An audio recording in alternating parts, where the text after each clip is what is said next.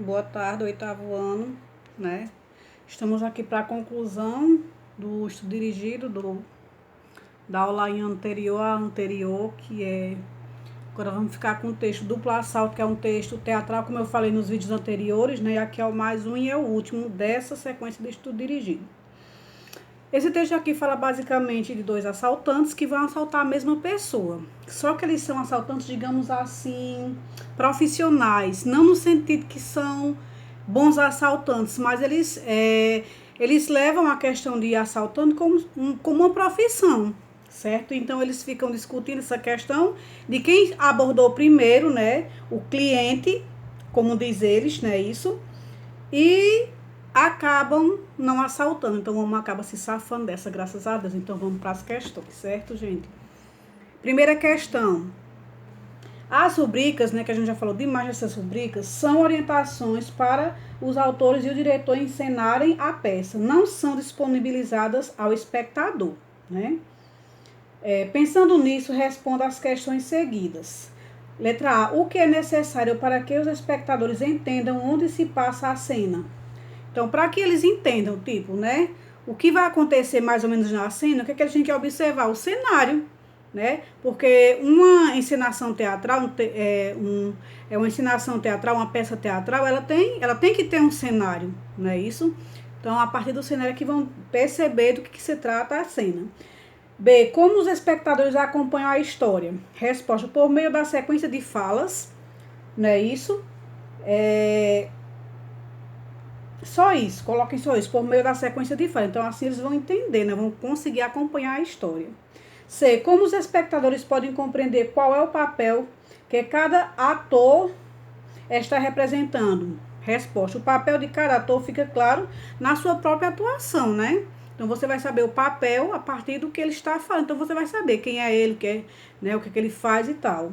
Segunda questão. Esse texto é uma pequena peça teatral, ou seja, ao descrevê-lo, Max Nunes teve como objetivo a encenação, o que fica evidente quando analisamos a própria estrutura do texto. Pensando nisso, aponte dois elementos estruturais que permitem identificar esse texto como uma peça teatral, né? Tem muitos, mas eu só quero dois. Primeiro, estruturação em diálogos, né? Porque isso acontece em textos teatrais, em peças teatrais e também as rubricas, né? Isso.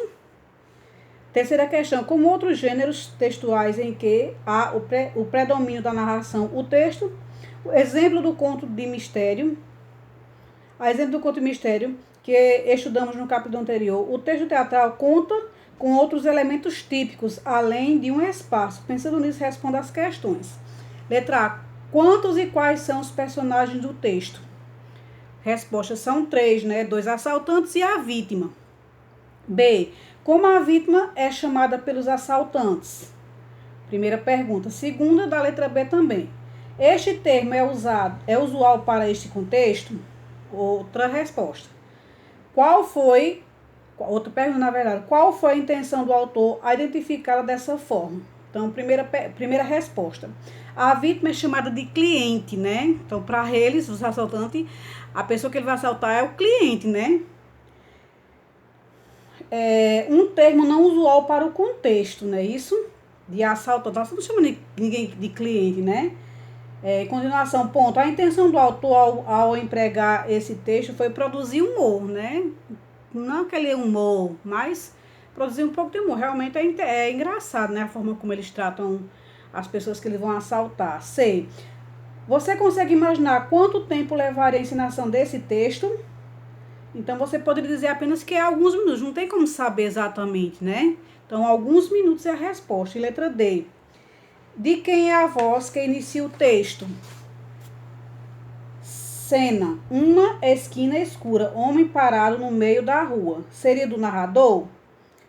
Na verdade, nesse tipo de texto não existe narrador, né?